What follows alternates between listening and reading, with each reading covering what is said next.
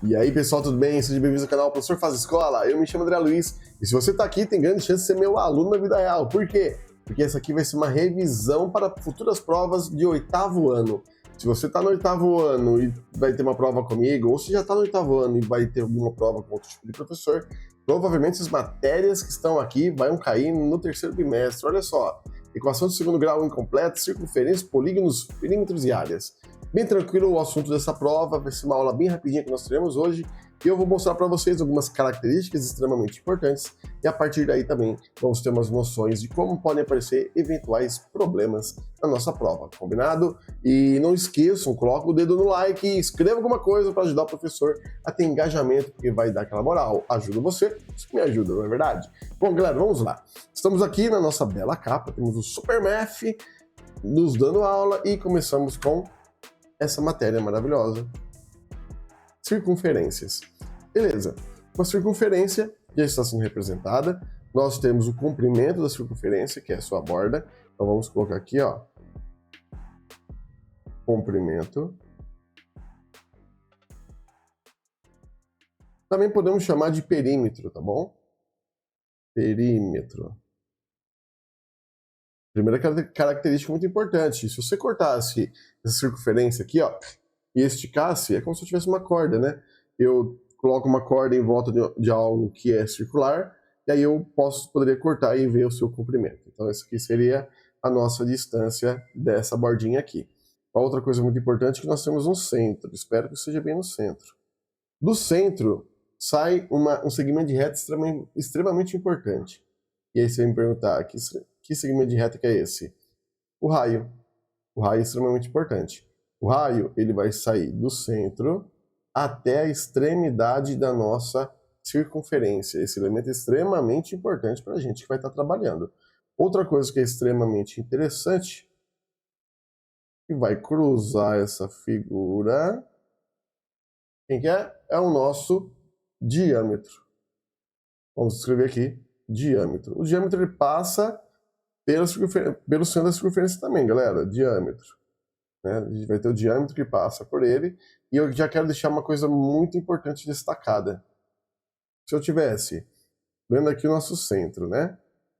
Desse pedaço até aqui embaixo, então se a gente tracejar esse pedacinho aqui, não é a mesma coisa que o raio? Esse cara vale raio.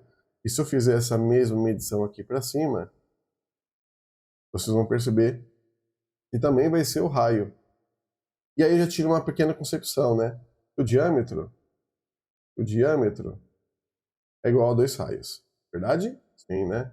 2 raios. Beleza. Então fica aqui essa primeira apresentação da nossa circunferência. Elementos que são fundamentais para a gente poder resolver. Da circunferência, nós vamos utilizar algo extremamente importante, que é o π. É um valor que nós temos como 3,14. Mas de onde vem o π, né? Então, de onde vem? De onde vem? Eu vou colocar bem tranquilo, ele vem de uma divisão, vai ser uma razão, né, de 2 elementos da circunferência, onde a gente vai pegar o comprimento e vamos dividir pelo diâmetro. Diâmetro. Isso é igual a 3,14. Então, independente da circunferência que você pegar, então, seja da circunferência de um pequeno relógio, seja da base que eu tenho aqui desse meu suporte de celular, ou da roda, ou do ventilador, ou de qualquer figura que seja circular, se você pegar o comprimento dessa figura e dividir pelo seu diâmetro, sempre vai dar uma constante, sempre vai dar o mesmo valor. E que valor que é esse? É o π, é o 3,14. Tá? Então sempre vai ter esse valor. Com essa concepção e tudo mais, a gente vai conseguir desenvolver uma fórmula muito bonita, que é a fórmula do comprimento da nossa circunferência. Olhando aqui esse pedaço que eu coloquei para vocês, eu vou trocar alguns valores, né? Eu vou tirar o 3,14 e vou escrever π, bem, estou substituindo, e o diâmetro, em vez de escrever diâmetro, eu vou escrever 2r, porque o diâmetro não é medida de 2 raios. Saindo dessa ideia, então eu tenho c de comprimento, 2r, que são 2 raios, que é o diâmetro, igual a π. E aí eu posso pegar esse 2r que está dividindo o comprimento e eu passo multiplicando o nosso π. Aí eu chego numa fórmula muito importante, que é o do comprimento da circunferência, que é 2πr. É assim que a gente tem como encontrar o comprimento de uma circunferência. Bem tranquilo, né? Bem legal essa parte. E daqui vamos já começar a trabalhar com algumas ideias, né? Então, eu tenho o comprimento do nosso perímetro, certo? Eu quero saber a borda. Eu quero saber a borda. Então, eu quero saber o pedaço da borda. Eu quero saber quanto que mede tudo isso aqui que está aqui. Beleza? Eu estou fazendo tudo rachuradinho assim só para demonstrar. Bom, alguns exemplos, alguns exercícios vão cair meio que em cima do diâmetro. Ah, sei lá.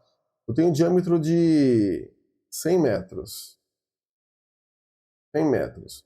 Bom, mas a fórmula que eu acabei de apresentar para vocês é comprimento igual a 2πr. Eu preciso de raio. Ah, vou fazer então que o raio vale 50, porque é metade do diâmetro. E eu quero descobrir qual vai ser o comprimento de uma figura que tenha essa quantidade de raio. O π sempre vamos utilizar 3,14. Pode ser que entreguem para vocês o π como considere 3, considere 3,1. Na nossa prova, no nosso cotidiano e como a gente está pensando em vestibular, não vamos considerar nada como 3, 3,1. Eu vou aqui direto no 3,14, para que a gente possa se habituar nas multiplicações desses elementos, tá bom? Prosseguindo aqui no nosso cálculo, eu só fazer substituições, então o comprimento é igual a 2 vezes 3,14 vezes 50. Bom, eu acho que aqui está mais fácil a gente fazer 2 vezes 50, que dá 100, e multiplicar o 3,14. Então o comprimento nesse caso aqui seria de 314 metros. A ideia é bem essa, tá? Pode ocorrer também de darem para a gente o comprimento e pedir o raio. Mas aí você vai pegar essa fórmula, vai fazer uma substituição do valor do comprimento e depois você vai acabar descobrindo o valor do raio. Tudo bem? Bem de boa, vamos continuar aqui que está bem tranquilo. Hoje a nossa aula vai ser bem rápida. Logo depois disso, nós temos a área. E o que é a área? A área é a superfície.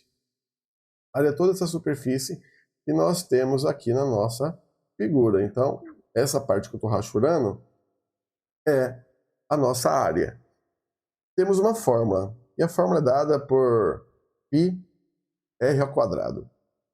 A parte bacana é que eu continuo utilizando π, continua sendo uma constante. Qual constante? 3,14 é aproximado, né, galera? A gente sabe que o π ele é um valor infinito, então a gente acaba usando uma aproximação de 2 casas decimais, e o raio, como já descobrimos, é entregue ou pelo valor dele mesmo ou pelo diâmetro. Então, se alguém te der o diâmetro, usa metade lá que vai ser o raio. Eu vou até utilizar o exemplo anterior, eu quero saber qual seria a área daquela figura aqui. Nós tínhamos um diâmetro de 100, logo um raio de 50 metros. Tudo bem? A partir daqui, vamos continuar utilizando o π como 3,14 e eu faço substituições dos elementos. E aí eu tenho 3,14 vezes 50 ao quadrado. 50 ao quadrado é 2.500. Então a área é igual a 3,14 vezes 2.500. Beleza, fazer essa multiplicação bem rapidinho. 2.500 vezes 3,14. 4 vezes 0 dá 0, vezes 5 dá 20, sobe 2. Vezes 2 dá 8, com 2 dá 10. Tudo bem. Agora eu vou fazer vezes o 1 e, por sorte, é só repetir. E depois vezes o 3 é 0, 0. 3 vezes 5 dá 15, sobe 1. 3 vezes 2 dá 6, é isso mesmo, mais um 7. E aí, fazendo a finalização, 0 com 0, 0. 0 e 5, 5. 1 mais 2, 3. Mais 5, 8. E o 7. Temos duas casinhas decimais. Devemos replicar essa quantidade no resultado. Qual vai ser a área dessa nossa figura? 7.850 metros quadrados. Ó, uma coisa importante, hein, que eu quero deixar bem destacado. Metros quadrados sempre para área. Metros simples sempre para medidas de comprimento, tá bom? Então, já estamos bem tranquilos. Essa nossa matéria é bem de boa. Essa prova vai ser bem de boa mesmo. Quero colocar algumas outras observações em cima da figura. Se por algum momento eu colocar uma figura que esteja dessa forma, e você consegue destacar alguma coisa a partir de lá, se eu quiser descobrir qual é o valor dessa área aqui em destaque, está em laranja nesse momento, é só você pegar a área total e dividir por quanto? Por 1/4, certo? Por quê? Porque é 1/4 da área. Então divide por 4, você vai encontrar o valor disso daqui. Se eu tivesse uma semicircunferência, lembrando que semicircunferência é quando você tem a metade dela, tivesse uma semicircunferência aqui, tudo bem, você encontraria novamente a área total e dividiria por 2, só para encontrar esse pedacinho que está em destaque, certo, gente? Por favor, tem esse tipo de manuseio, extremamente importante saber fazer esse tipo de cálculo. Vindo para a próxima etapa, áreas de polígonos. Poxa, essa parte aqui é mais representativa de quais são as fórmulas que nós temos para encontrar as áreas dessas figuras que temos aqui, nossos polígonos. Temos o triângulo, o quadrado, o retângulo e nós também temos um trapézio. O trapézio também poderia aparecer de outra forma, tá? E a gente tem um trapézio também que pode ter essa postura que é o trapézio reto. Lógico, né, gente? Aqui eu estou fazendo à mão, então não está tão perfeitinho. Então isso aqui também é um trapézio. Olha só, eu preciso saber quais são as fórmulas. Quais as fórmulas que encontram essas áreas? Vou começar pelo do quadrado, que é L vezes L. Então nós temos a área do quadrado, L vezes L, e L vezes L é a mesma coisa que L ao quadrado, tudo bem? Beleza. Aqui eu já começo a fazer umas brincadeiras, né? Ah, ele é muito similar ao que acontece no retângulo, mas o retângulo tem um lado maior e um lado menor, mas o seu desenvolvimento vai ser o mesmo, né? Então a gente vai ter área igual L maior, L minúsculo, a área do retângulo. Mas, tanto para o triângulo quanto para o trapézio, dá para a gente fazer algumas concepções relacionadas ao quadrado. Se eu fizesse essa diagonal no meu quadrado, eu estou cortando esse quadrado em 2 triângulos idênticos agora. Olha, você não concorda então que a área de um triângulo desse seria a do quadrado dividido por 2? Pois é, todo triângulo ele pode ser obtido ou por meio de quadrado ou por meio de retângulo. Eu também poderia pegar e fazer uma diagonal nesse nosso retângulo, e aí você vai perceber que temos 2 triângulos idênticos. Isso aqui nos ajuda bastante. Às vezes você não lembra a fórmula do triângulo, e agora eu vou colocar a fórmula do triângulo, que é área igual a base vezes altura dividido por 2. Poxa, isso aqui já começa a ficar um pouquinho complicado, mas imagina que você tenha, aqui ó, fazendo uma extensãozinha, tá? Imagina que você tem, então, completando esse triângulo, um quadrado ou um retângulo. Por isso, multiplica a base e a altura máxima que esse triângulo está chegando e divide por 2, que você vai chegar sempre no resultado. E nós temos o trapézio, que a sua área é dada pela soma da base maior pela base menor, vezes a altura dividido por 2. Pô, se tiver complicado fazer esse tipo de atividade, uma dica que eu vou passar para vocês é que você pode fragmentar esse trapézio, olha, pode fragmentar esse trapézio e você vai ter triângulo, retângulo no meio e outro triângulo aqui. Se fosse o trapézio que eu coloquei embaixo, você pode fragmentar esse trapézio, aí você tem esse triângulo, e aí aqui nós temos também um quadrado ou um retângulo. Logo, se você sabe essas pequenas medidas que estão aqui, ó, se você conseguir descobri-las, vai ser muito mais fácil você fazer esse exercício sem decorar a área base maior mais base menor vezes a altura dividido por 2. Tudo bem? Então, fica aqui essa dica de que, na verdade, a ideia mais importante para mim, tá? Para mim, a parte mais importante para vocês fazerem a descoberta de áreas é saber uma área só.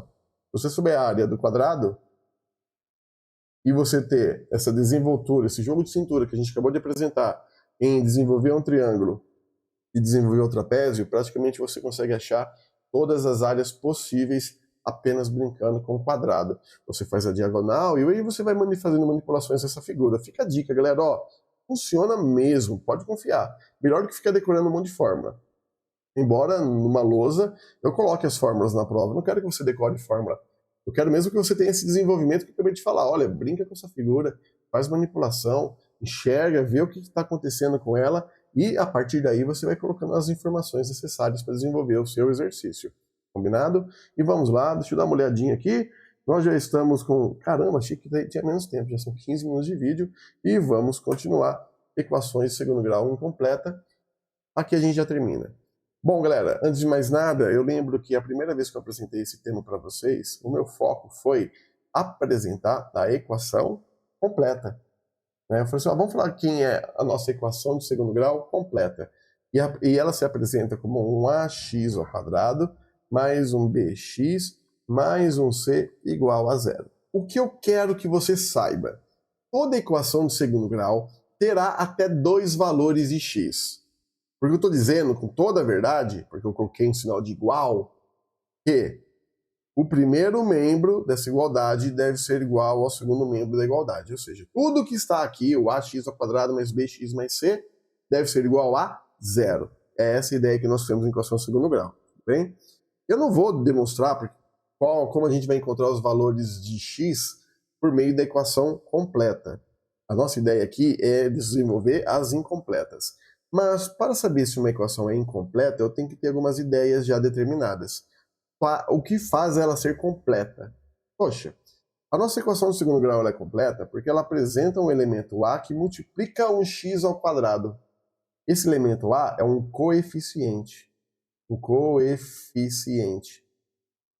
O a é coeficiente.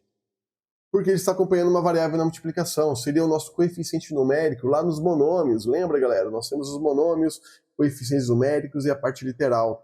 Nesse caso, o a está multiplicando uma parte literal. Depois, nós temos um b também que está multiplicando uma outra variável. Esse b também é coeficiente. Outro coeficiente numérico. Coeficiente.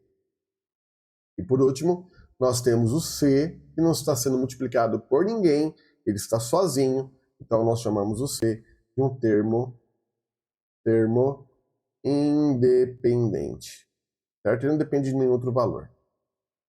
Tá, destaques que devem ser muito importantes para a gente. O valor de a nunca deve ser zero. A não pode ser zero. Mas você vai falar, pô, professor, por que a não pode ser zero? Porque se a for zero, a tem que ser diferente de zero. Porque se a for zero, eu não tenho mais uma equação de segundo grau, porque tudo isso daqui, 0 vezes x ao quadrado dá zero. E aí eu caio no bx mais c, que é a nossa equação de primeiro grau. Então, não dá. Lembrando que ela é uma equação de segundo grau, porque o grau maior da minha variável é 2. Então, o grau do nosso monômio ele é fundamental para a gente falar se é uma equação de primeiro ou segundo grau. Já fica aqui um belo destaque, certo? Mas eu tenho o coeficiente b, que está acompanhando x, e eu tenho o coeficiente c. Esses dois podem ser zero. Essa é a grande verdade. Eu posso ter um 0 vezes x aqui, e tudo bem, ficaria um ax ao quadrado mais 0x mais c igual a zero, mais 0 vezes qualquer coisa dá zero, por isso ficaria ax ao quadrado mais c. Essa aqui é uma equação incompleta. Ou o próprio c pode ser zero. Eu teria o ax ao quadrado mais bx mais zero igual a zero. Não preciso apresentar esse zero que está aqui no nosso primeiro membro. Ax ao quadrado mais bx igual a zero. Então essas aqui são duas formas de equações de segundo grau incompletas que nós temos. E dá para resolvê-las com duas técnicas que já desenvolvemos bastante, a fatoração e a raiz quadrada. Uma coisa que eu quero deixar bem claro é que a próxima matéria que você desenvolve depois dessa é a resolução das equações de segundo grau completas. E com a técnica da completa, utilizando delta e bhaskara, você consegue fazer a resolução também de equações não completas, tudo bem? Mas vamos lá, vamos fazer aqui um exercício bem de boa. Então, como eu resolveria se está faltando c na minha equação, né? Por exemplo, vou colocar aquela forma geral que eu apresentei para vocês, um ax ao quadrado mais um b x igual a zero. Aqui pode perceber que falta o elemento c. Para ficar mais bonito, ou pelo menos um pouco menos confuso, eu vou colocar aqui um exemplo. Vamos lá. Deixa eu pensar em um número bem bonito aqui. Eu acho que pode ser 3x ao quadrado mais 48x igual a zero. Tudo bem. Olha só, eu tenho 3x ao quadrado mais 48x. O que eu vou usar aqui, o que é fundamental para mim? Eu vou usar a técnica de fatoração. É isso mesmo, vamos fatorar. Então a palavra que vai ser usada quando falta O C é fatoração. Fatoração. Tudo bem? Então nós temos aqui a nossa fatoração. E fatorar é deixar em evidência o elemento comum. Eu vou fazer a fatoração bem aberta aqui, tá? Como ficaria? Eu poderia escrever o 3 vezes x, que é o x ao quadrado, mas aqui vou na esperteza, hein? O 48 é a mesma coisa que 3 vezes 16. X, porque repete x igual a zero. Os fatores comuns são aqueles que aparecem em todos os membros da nossa equação. O 3x aparece em todo mundo. Você pode reparar, eu tenho 3 em cada um e eu tenho pelo menos um x em cada. Esses valores eu vou deixar em evidência e eu tiro eles de dentro. Como assim evidência? Vou colocar parênteses, coloco o valor do lado de fora e tudo mais. Ficando 3x, abre parênteses, e sobrou x mais 16 igual a zero. Olha que interessante, aqui vem uma ideia primordial. Quando eu faço uma equação de segundo grau, significa que eu tenho até dois valores possíveis de x. Esses valores possíveis vão fazer com que a minha equação seja igual a zero, ou seja, todo mundo que está aqui, quando x vale alguma coisa, deve ser igual a zero. Se tiver um outro valor que não dê igual a zero, esquece, não é a equação de segundo grau que a gente quer. Eu tenho até dois valores para nosso resultado de x. Esse resultado nós chamamos de raízes, tá bom? Os raízes da nossa equação são aquelas que fazem a equação dar zero, certo? Os valores de x que dê zero na equação. E aí eu tenho essa forma que eu acabei de fazer, a forma fatorada desse exemplo que eu apresentei. E eu tenho, olha que interessante, eu tenho 3x vezes alguma coisa que está entre parênteses igual a zero. O que eu quero que vocês pensem é o seguinte, olha, o que faz o número dar zero na multiplicação? É você multiplicar algo por zero, né? Pensa comigo.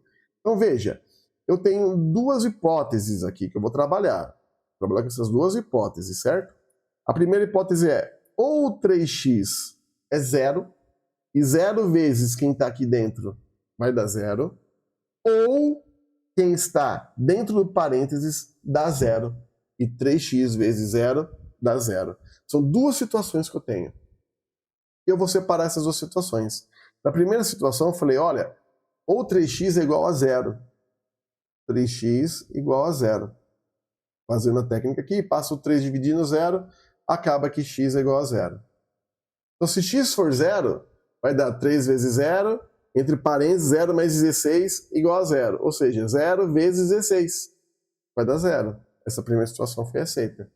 E eu tenho uma segunda situação, onde quem está dentro do parênteses é zero. Ou seja, o x mais 16 deve ser zero. E qual o valor de x ali? Mais 16 para dar zero. Você vai falar para mim, é o oposto dele, menos 16. Verdade. Mas eu vou fazer por resolução, passo o 16 ali, ó, subtrai ele, vai ficar então menos 16. Veja, se eu pegar essa nossa equação, que eu acabei de desenvolver para vocês, e substituir o valor de x por zero, que é o primeiro caso, vai dar 3 vezes 0 ao quadrado mais 48 vezes 0. É tudo zero. Então, 0 igual a zero. Ou se eu substituir x ao quadrado por menos 16 e o 48 vezes menos 16, esses dois valores, quando forem somados, também vai dar zero. Então, os dois valores possíveis para que a nossa equação dê zero, nesse caso aqui, é um conjunto de solução, ou seja, que a nossa resposta, tá bom? São as raízes, menos 16 e 0. É essa a ideia que nós temos quando eu quero descobrir os valores de x numa equação de segundo grau. Estou fazendo fatoração porque faltou o elemento C, mas a resolução ficou bem de boa, tá bom? Fiquei bem tranquilos. E, beleza, você pode perguntar para mim, pô, professor, faltou C, e quando falta B, cara? Como é que a gente vai fazer? Então, vamos lá, vamos dar uma olhada no B. Vamos colocar uma forma geral aqui de B, tudo bem? Aqui eu vou fazer um exemplo bem simples, mas tem desenvolvimentos com esses exemplos e tudo mais. O que eu quero apresentar para vocês é um ax ao quadrado mais c igual a zero. Aqui não é fatoração. Aqui nós vamos utilizar o conceito de raiz. Raiz quadrada. Raiz quadrada. É isso que nós vamos usar aqui na nossa atividade. Um exemplo bem tranquilo para que a gente possa só fixar e salientar o que nós devemos fazer é o mais básico de todos. Olha, um x ao quadrado menos 9 igual a zero. Qual o valor de x para que menos 9 dê zero? Olha, vou resolver aqui com uma equação muito parecida com uma equação de primeiro grau, mas eu vou finalizar aplicando raízes, tá bom? Eu vou passar o 9 para lá, ele vai positivo, x ao quadrado igual a 9. Eu não posso ter um elemento ao quadrado, eu devo retirar esse elemento ao quadrado, e eu só consigo fazer isso quando eu aplico raízes quadradas nos dois membros da equação. Tá? A equação de primeiro grau utiliza esse conceito do que você faz na primeira parte, primeiro membro da equação, você deve fazer na segunda. A mesma coisa acontece na equação do segundo grau, tudo que você faz na primeira parte, você faz na segunda. Tá? Raiz quadrada de x ao quadrado é x, raiz quadrada de 9 é 3. Mas calma lá, não acabei a resolução ainda. É mais ou menos 3. Quando a gente faz uma equação de segundo grau, veja, x ao quadrado igual a 9, sendo x igual a mais ou menos 3, ou seja, a raiz quadrada de 9 podendo ser 3 positivo ou 3 negativo, é diferente da raiz quadrada de 9, que é 3. Tá? Diferente, porque eu estou trabalhando aqui com os números naturais aqui que eu acabei de fazer. Olha o que eu quero que você pense. Há duas situações em que esse valor vai dar 9. Se eu pegar o x ao quadrado, então o x quadrado sendo 3 positivo, tá? Então se eu tiver um 3 positivo aqui, vai dar 3 ao quadrado, é a mesma coisa que 3 vezes 3, que dá 9. Tudo bem, a raiz quadrada de 9 sendo 3 é plausível, você vai concordar comigo. Mas, se eu tiver o menos 3, por isso eu coloquei mais ou menos 3, porque pode ser ou positivo ou negativo. Então, mais ou menos 3. Se eu tiver o menos 3 ao quadrado, da forma que eu coloquei aqui, tá? Eu tenho menos 3 vezes menos 3, não é? Pela propriedade da potenciação, o expoente está falando que a base repete aquela quantidade de vezes da multiplicação. Logo, eu tenho menos 3 vezes menos 3. Negativo vezes negativo dá positivo. 3 vezes 3 dá 9. Veja que legal. Há duas situações em que se eu fazer a substituição aqui de x, vai fazer essa igualdade dar zero. Ou 3 positivo, que vai dar 3 vezes 3, 9, e menos 9 dá zero. Ou menos 3 ao quadrado, que é menos 3 vezes menos 3, dando 9 positivo.